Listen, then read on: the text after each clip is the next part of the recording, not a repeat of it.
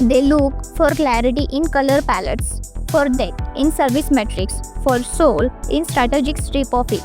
But the truth didn't sit in aesthetics, it pulsed beneath them. Every post louder, every campier emptier, every pivot another step away from who they were. Then come the stillness, uncomfortable, unfamiliar, unavoidable. And in that stillness, they didn't find more data. They found VGS. Not a fix, a remembering, not a tactic, a return. We didn't give them a new voice. We helped them hear the old one clearly. We stripped the noise. We retrieved the blueprint. We rethreaded meaning into their narrative. Because brands don't fail when they stop performing. They fail when they stop resonating. This is where they started again. This is where alignment become audible. This is where strategy began to fail.